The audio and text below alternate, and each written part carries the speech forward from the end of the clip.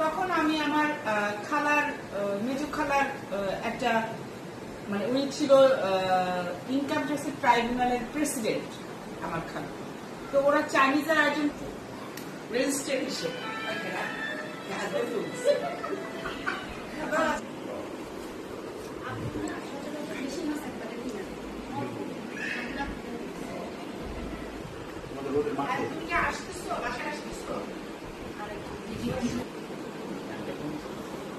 আমি বলতেছি কারণ আমি ঝামেলা পাকাইতে চাই না, তুমি আসো চুপ চুপ চুপ চুপ। ওই ট্রাইব্যুনাল প্রেসিডেন্ট ওনার অফিস থেকে আমাদের একটা আয়োজন করছে, ওনার পরিবার আড্ডা চলতেছে। এই যে আন্টির গল্প শুনতেছি আড্ডার মধ্যে। ছিল কিন্তু দুর্ভাগ্যবশত না লাইভে না দুর্ভাগ্যবশত তারা ইয়াং থাকার পর আমি মাত্র ক্লাস 8 এ পড়ি।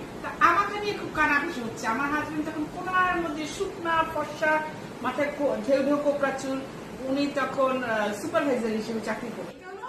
ক্লাস 8 এ থাকতেন। আল্লাহরই কি কাজ, যখন আমি ক্লাস 8 এ পড়ি সেই খালুর যে ড্রাইভার তাকে আমার খালু একদিন বললো যে আমার মেয়ে ছোটটা ছেড়ে দেয়। তখন আমার বিয়ে প্রস্তাব আসে। বিয়ে প্রস্তাব আসার পরে ছেলে দেখতে চাইছে, জিজ্ঞেস করছে বিয়ে করবে, বলছি তুমি আমি এখন চাকরি বাকরি কি বিয়ে করবো। আমি মহা খুশি, বাহ কি হ্যান্ডসাম ছেলে। পরে দিই একটা লাইন মারে এই ব্যাপারটা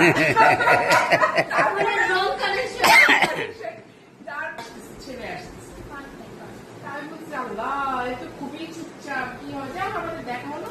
আমি তখন পেন্সিল সাদা, আমি বললাম একটা মেয়েকে এত করে ছুঁড়ে রাখতে হয়, আমার ক্ষুদা লেগে গেছে, জুতা ছুঁড়ে মারছি তার সামনে। আমি আমার হিটটা খাবো, চামচ খাবো, সব খাবো। আমি আমার গোলগাল ছিলাম, তবে এত গোলগাল ছিলাম। আমাদের সময় আমাদের মারা বলতো যে বাগানের ফুটন্ত ফুল যদি দেখো তাহলে বুঝবা যে তোমার বিয়ে ফুল ফুটে গেছে, বা তোমাকে যদি কেউ ফুল দিচ্ছে ফুলটা ফুটে নাই কলি, তাহলে বুঝবা প্রেম শুরু হচ্ছে। তা আমি বাগানে দেখলাম অনেক গাঁদা ফুল ফুটে আছে।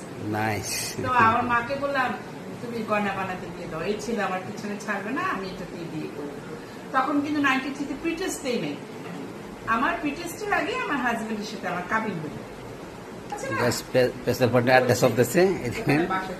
এই হলো আমার যাত্রা শুরু, এই হলো আমার বিয়ের কাহিনী। মানে 2 বছর আগে যে লোকটা ফাইজলামি করতেছিল সবাই আমাকে নিয়ে, 2 বছর পর তার সাথে